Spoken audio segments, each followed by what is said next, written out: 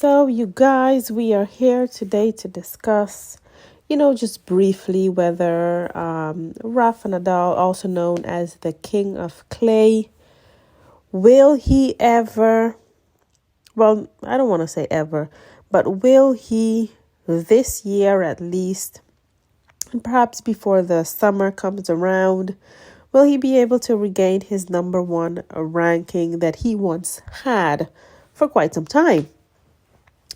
Now, a lot of people are saying, against all odds, the old Rafa seems to be somewhat back. Of course, Rafa at how old is he? 36 years old. He's never going to be, what he was, say 20 years ago. But he seems to be playing very consistent, something that we have not seen in a very long time, in years, quite frankly. He won the Australian Open against all odds. There are a lot of bitter Bettys out there that are going to say, well, he only won the Australian Open because, of course, that entire fiasco happened with Novak Djokovic, who was not allowed to play. But, to give Rafa credit, at the time of the Australian Open, I think many people will agree that the best hardcourt player at that time was Daniil Medvedev, and he beat him fair and square, okay? And he did something I think a lot of people would not have been able to do. He was down 2 sets, and then he came back and he won in 5 sets. And, to be honest, me personally, I thought before the match started, I said, you know what, Rafa's only chance is if he's able to do this quick and focused. I did not think that he stood a chance against Daniil in 5 sets, but he proved me wrong. And the way he's been playing as of recently, I think he's proving a lot of people wrong. Would you guys not agree? So, do you guys think that Rafa Nadal is going to regain his number one ranking before the summer, before the year ends? Do you guys think that is possible? I have to check and see, but I think that he is behind. He's behind 3 other players, but I think the two most the ones that are more likely to end number one apart from Rafa are Daniil Medvedev and of course Novak, who is currently the number one of the world. So we have a few tournaments coming up and in the clay season, and this is of course Rafa Nadal's most convenient, or his best surface is of course clay. The tournaments that we have coming up, if I'm not mistaken, you guys, please forgive me if I forget any one of them, but you have Barcelona coming up, you have Madrid coming up, you have Rome coming up, and of course you have Roland Garros. Oh yeah, and Monte Carlo. I think we have Monte Carlo coming up as well. So there are quite a few points. There are quite a few points up for grabs, and I'm gonna check and see how many points is he exactly behind the current world number one. Let me get that for you.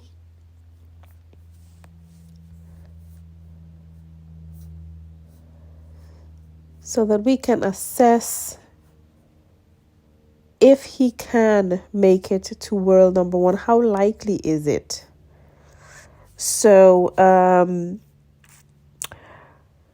Monte Carlos is worth 180 points. Madrid is also worth 180 points. Rome is worth 1,000 points. Barcelona is worth 500 points, and Roland Garros 720 points. He's behind. I can't find it that quickly, but he's behind by I think about 1,000 points, a little bit over 1,000 points he's behind, and there are about 3,000 points to be earned in all of these tournaments.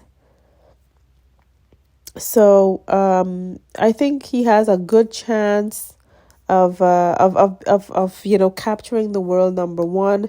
Whether he does it before Roland Garros or not, that will remain to be seen. And will he be the GOAT if he recaptures the world number one and he wins Roland Garros? That would put him at two Grand Slam finals. Not two Grand Slam finals, but two Grand Slams ahead of both Novak and Roger Federer. Would that make him the GOAT, the greatest of all time? What do you guys think? And if you don't think that he can be considered the greatest of all time, when and if he manages to get the number one and win Roland Garros, what will it take? What will it take for him to be the greatest of all time? Or do you think it's something that, it's not possible anymore? A lot of people say, look what, I don't think that he can be considered to be the greatest of all time because he just has too much holes in his CV as compared to other players, specifically Novak Djokovic. My opinion on this is, in the grand scheme of things, I think people look at Grand Slam titles. That's how it's always been. That's why these three guys are still in the game. They're trying to get ahead in Grand Slam titles because I think that is the ceiling deal. That is why Serena Williams, even though she, I think physically she's probably not able to anymore, but she's been trying for many years to get to that magical number 24 because I think everybody knows the Grand Slam final is probably about 75% of the entire discussion. So as much as people continue to come up with, this record as world number one, that record of, winning streaks or what have you, I think at the end of the day, the bottom line is and always has been Grand Slam titles.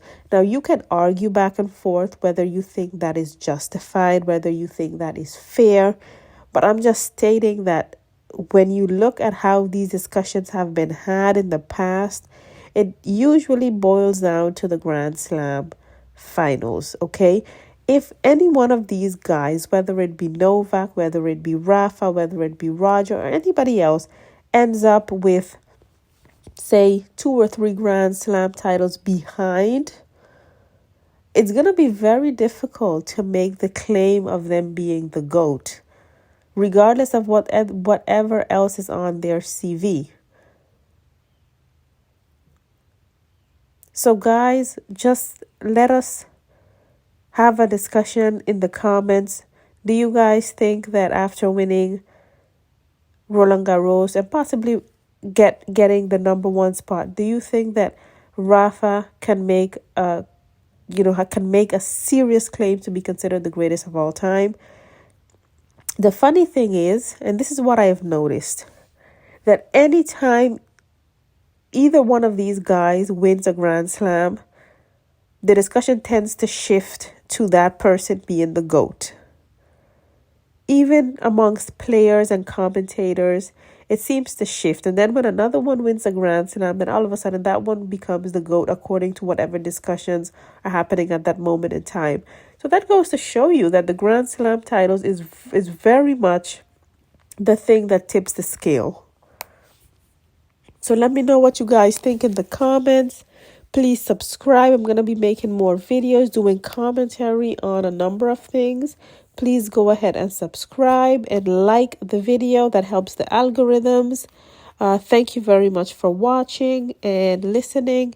And I hope to see you guys soon. Bye.